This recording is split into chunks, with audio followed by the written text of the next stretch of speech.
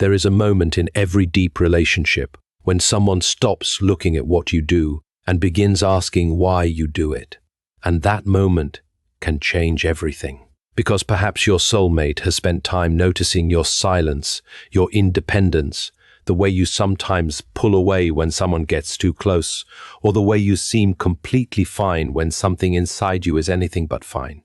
They may have wondered why you need so much time to trust, why you hesitate to receive affection, or why you instinctively handle everything alone. But now they are beginning to understand something much deeper. There is a story behind the strength they see. They are finally seeing the pain you never had words for. And this is important, because childhood does not simply disappear when we grow older. The calendar moves forward, but certain emotional lessons can remain inside us. A child who learns that vulnerability is dangerous may become an adult who struggles to open up.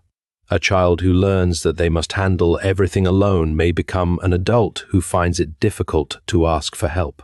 A child who experiences inconsistency may become an adult who constantly searches for reassurance, even when reassurance is freely offered. None of this means you are broken. It means you adapted. You learned how to survive the environment you were given. And sometimes survival requires us to develop behaviors that protect us in one season but become limitations in another. Think about that for a moment. The same independence that once protected you can later prevent you from accepting support. The same emotional control that helped you survive chaos can make emotional intimacy feel uncomfortable. The same instinct that taught you to expect disappointment can make genuine love feel suspicious. Your soulmate may now be seeing this distinction. They are realizing that some of the things they interpreted as distance were actually protection. Some of what they called stubbornness was fear. Some of what looked like emotional coldness was simply someone trying desperately not to be hurt again. And when someone truly loves you, understanding changes the way they respond. Instead of saying, "Why are you like this?" they begin asking, "What happened that made you need to become this way?" That is a completely different question. One demands judgment, the other creates compassion. Your soulmate may be crying because they are not merely hearing facts about your childhood. They are emotionally meeting the younger version of you, the child who did not have the language, power, resources, or perspective to explain what they were experiencing. They are imagining you carrying emotions that were too heavy for someone so young. And perhaps for the first time, they understand why your strength sometimes looks exhausting. Because there is a difference between being strong and always having to be strong. You may have become so accustomed to carrying yourself that you forgot what it feels like to be carried emotionally by someone else. You may have become so good at saying, "I'm fine," that even you sometimes forget to ask whether you actually are. But here's the beautiful part. Understanding your past does not mean becoming trapped inside it. Your history can explain your patterns without becoming your destiny.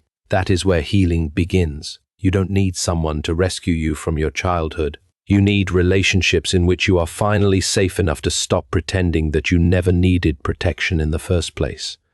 And if your soulmate is beginning to understand this, let them understand it without shame.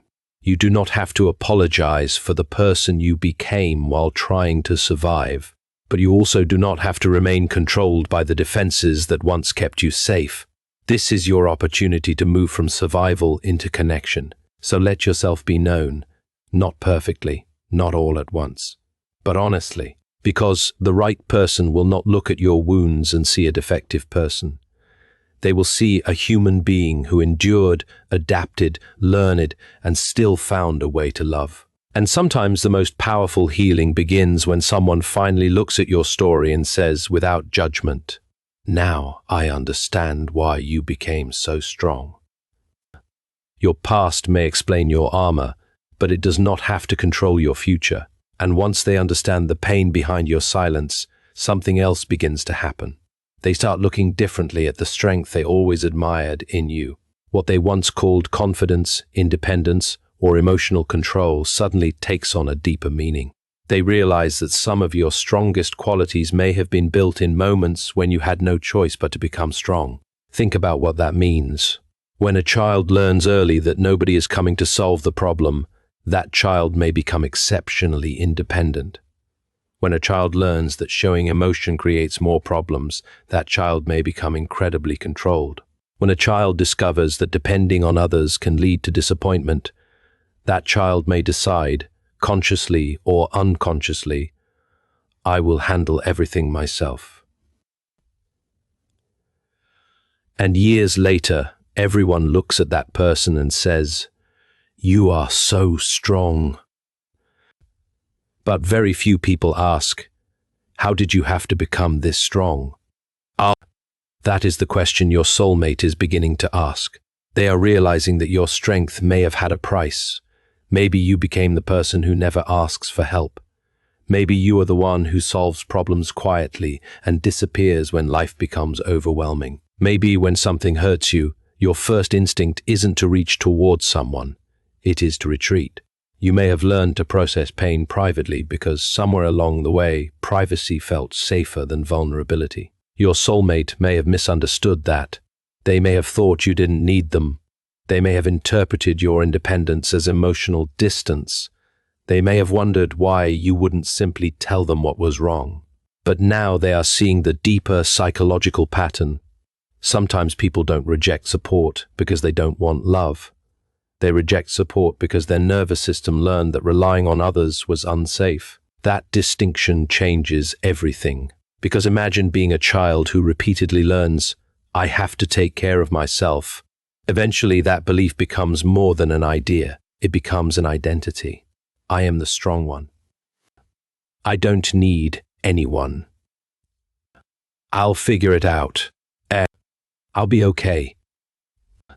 Those statements can sound empowering, and sometimes they are, but beneath them can be an exhausted person who secretly wishes someone would finally say, you don't have to carry this alone anymore.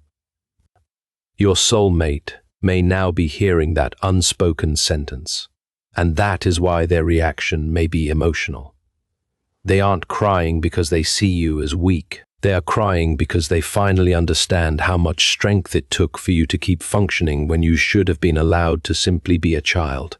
There is an important philosophical truth here. Human beings adapt to their environment, but adaptation is not the same thing as identity. Just because you learn to survive through emotional distance does not mean you are incapable of intimacy. Just because you learned independence does not mean you were created to live without connection. You can keep the strength without keeping the fear. You can remain independent while learning to receive. You can protect your boundaries without building walls around your heart. And perhaps that is what your soulmate is beginning to recognize. They don't need to take away your strength. They simply want you to know that strength and softness can exist in the same person. You can be powerful and still need comfort. You can be intelligent and still need reassurance. You can be independent and still desire companionship. You can have survived difficult things and still deserve tenderness.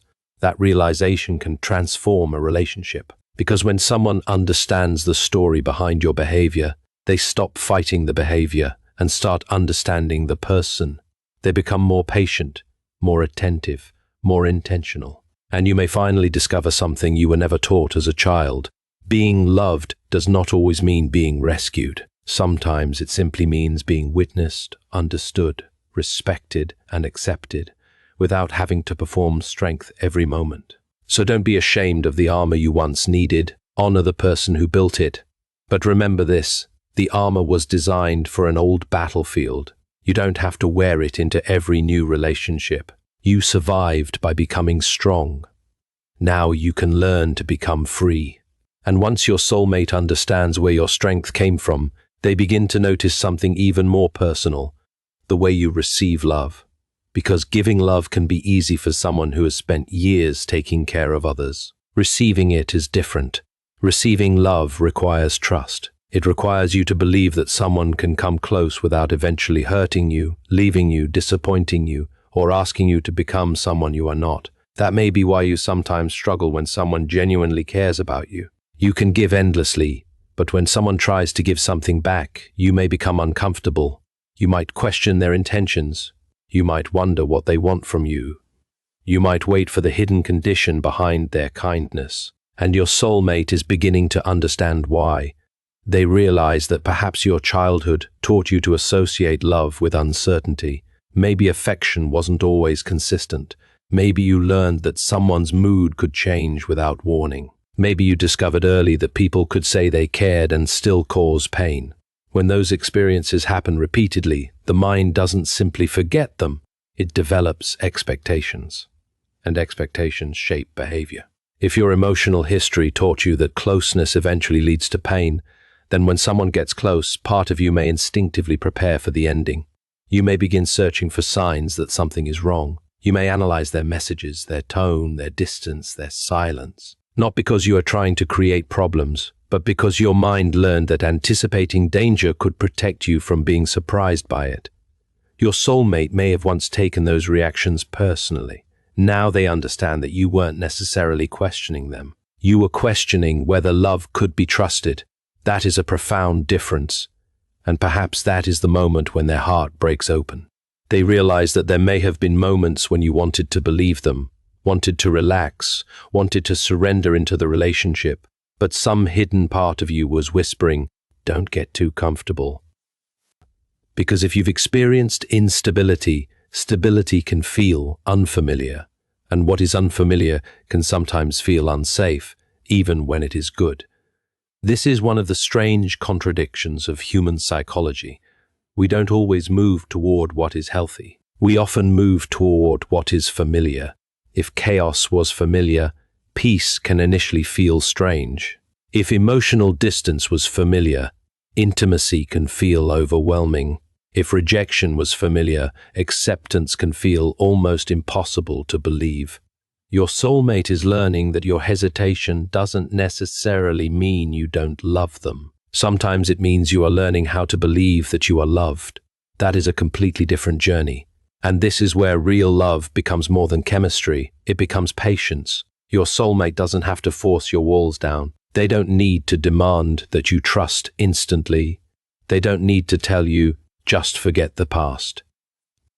The past doesn't disappear because someone gives you good advice. Healing happens when your present repeatedly gives your mind new evidence. When someone consistently keeps their word, you learn that promises can be trusted. When someone respects your boundaries, you learn that closeness doesn't require surrendering yourself. When someone stays calm during conflict, you learn that disagreement doesn't automatically mean abandonment. When someone loves you without demanding perfection, you learn that acceptance can be real. Little by little, the nervous system begins to discover something the younger version of you couldn't have known.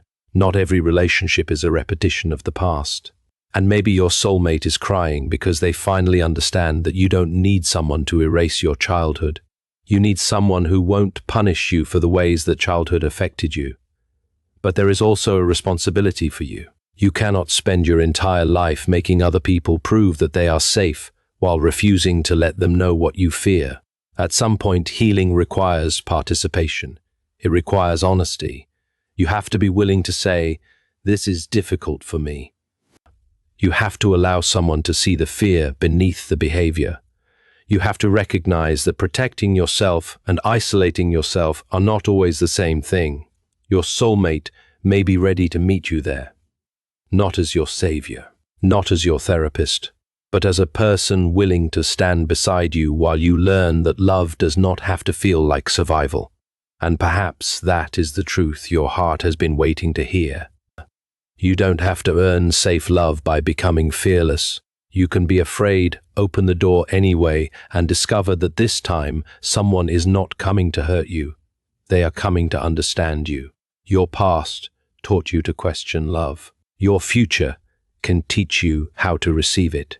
And then comes the realization that may hurt your soulmate more than anything else. You didn't just go through difficult things, you went through some of them alone. That distinction matters, because when we look at someone's childhood from the outside, we often focus on what happened. But when someone truly loves you, they eventually begin wondering something deeper. Who was there for you when it happened? Who held you when you were afraid? Who told you that you were not responsible for what was happening? Who listened when you needed to speak? Who reminded you that you were still worthy when you felt forgotten? Your soulmate may be discovering that, in some of the moments when you needed comfort the most, You had to comfort yourself. And that realization can be devastating, because they aren't just seeing the adult version of you anymore. They are imagining the younger version of you, the child who didn't have the emotional vocabulary to explain what was happening, the child who may have smiled when they were hurting because they didn't know what else to do. They begin to understand why you became so observant, why you notice changes in people's voices, why you can sense tension in a room before anyone says anything, why you sometimes prepare yourself for disappointment before anything has actually gone wrong. Those abilities may look like intuition, but sometimes they were learned through survival. You became skilled at reading the emotional environment because understanding what was happening around you helped you feel safer. And now your soulmate realizes that what they once admired as extraordinary emotional awareness may have been developed through experiences no child should have needed to navigate. That is why the tears come, not because they pity you, but because they wish they could have gone back in time. They wish they could have stood beside the younger you and said, "You don't have to understand all of this alone." They wish they could have taken some of that weight from your shoulders, but they cannot change the past. And this is where mature love becomes powerful. Real love eventually accepts a difficult truth. You cannot rescue someone from what already happened. You cannot rewrite their childhood. You cannot walk backward through time and remove every painful moment. But you can change what happens next. You can become part of someone's evidence that life is not only about what happened before. Your soulmate may not be able to protect the child you once were, but they can respect the adult you became. They can listen when you speak. They can give you space when you need it without making you feel abandoned. They can challenge you without humiliating you. They can love you without demanding that you hide the complicated parts of your story. And perhaps most importantly, they can stop asking you to prove that your pain was serious enough to deserve compassion. Because sometimes people who have survived difficult childhoods minimize their own experiences. They say, "It wasn't that bad. Other people had it worse. Well, I got over it. But healing isn't a competition. Pain does not need to be the greatest pain in the world to matter. Your experience matters because it happened to you. And your soulmate may finally understand that, but there is another truth you need to remember. Being understood does not mean remaining defined by your wounds. You are more than what happened. You are more than the things you were never given. You are more than the moments that made you afraid. Your childhood may explain some of your patterns, but it cannot calculate your potential. You are allowed to become someone your younger self could never have imagined. You are allowed to experience peace without feeling guilty about it. You are allowed to receive affection without wondering when it will disappear. You are allowed to build a home, emotionally and spiritually, where love does not have to be earned through suffering. And if your soulmate is crying now, perhaps the greatest gift you can give them is not an explanation of every painful detail. It is allowing them to see who you are today. Let them see that you survived. Let them see that despite everything, you still learned how to care. You still learned how to hope. You still opened your heart. That may be the most remarkable part of your story. The child who once had to survive alone eventually became the adult capable of loving deeply. So don't spend your life asking why you weren't protected then. Begin asking what kind of life you can build now. You cannot change who was there for you yesterday, but you can choose who stands beside you tomorrow. And after understanding all of this, something profound begins to change in the way your soulmate loves you. They stop trying to fix you, because before understanding your story, they may have thought love meant finding the problem and solving it. If you became distant, they wanted to pull you closer. If you became quiet, they wanted answers. If you shut down, they wanted you to open up immediately. But now they understand something important. You are not a problem that needs to be solved.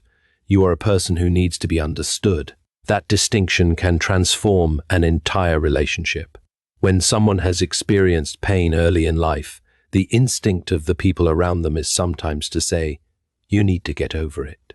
But healing doesn't happen because somebody demands that you move faster. It happens when a person finally has enough safety to move at their own pace. Your soulmate is beginning to understand that. They realize that your silence doesn't always require interrogation. Sometimes it requires patience. Your hesitation doesn't always require pressure. Sometimes it requires consistency. Your fear doesn't always require an argument. Sometimes it requires reassurance. And your boundaries don't automatically mean rejection. Sometimes they mean you're learning how to protect yourself in a healthier way. This is where love becomes mature. Immature love says, change so I can be comfortable. Mature love says, I want to understand what you need so we can both become healthier. That doesn't mean your soulmate should tolerate everything or become responsible for healing your entire past. That's not love either.